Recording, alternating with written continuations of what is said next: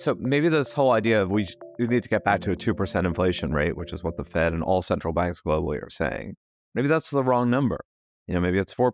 I don't know, but why isn't that conversation being had more actively? Like it's there's a normative sense of inflation is high because the number that we decided that inflation should be is below what it currently is. But we just made that number up anyway. Yeah, we did. I think we're starting to have that conversation. I'm starting to notice it. It's going to take a couple more inflation reports. I think the Fed is hoping it was going back to 2, and now it seems to be stalling out. And I personally don't see how it goes down lower. Like, it was going down because we had all these deflationary forces, partially from coming back online from COVID, but we saw a lot of goods price deflation. And I'm not sure I see, but we still had high service inflation, which again, largely driven by wages and things like that.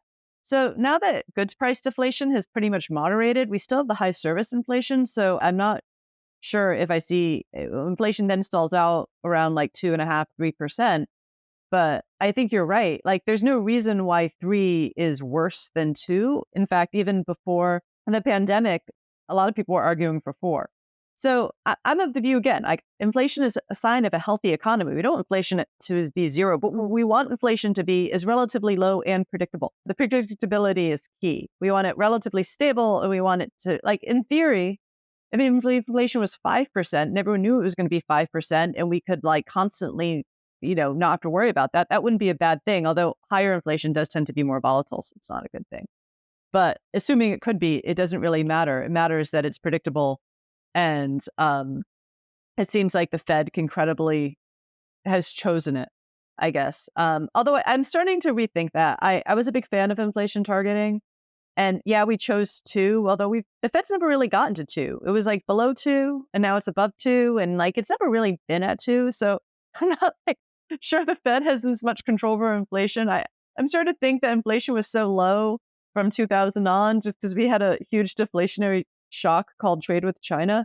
And now that the gains from that are not so apparent going forward. So inflation might just be higher. And now the Fed has to have this conversation of, oh, well, maybe not 2, maybe 3 instead. And in theory, that's fine. If we were just like, it's 3 and it stays at 3 and the Fed targets 3, then, there's nothing wrong with that. And I feel like the economy is in pretty good shape. Is it really worth taking it into a recession just so we can go from 3 to 2, especially if the economy just naturally wants to be at 3, just so we can prove the Fed can do it?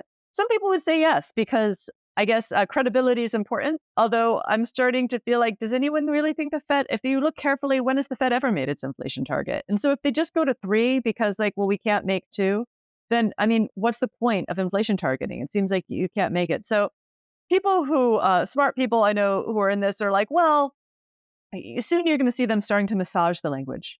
It's like, well, we meant a range, like 100 basis point range. And that's probably where we're going to end up. Did we say 2? I mean, yeah, I guess we said 2, but we didn't really mean 2. We meant 2 as kind of a notion of 2 that could be 3, but it could be 1, but it could be 4, but it might be 0. We meant between 1 and 3 with 2 in the middle.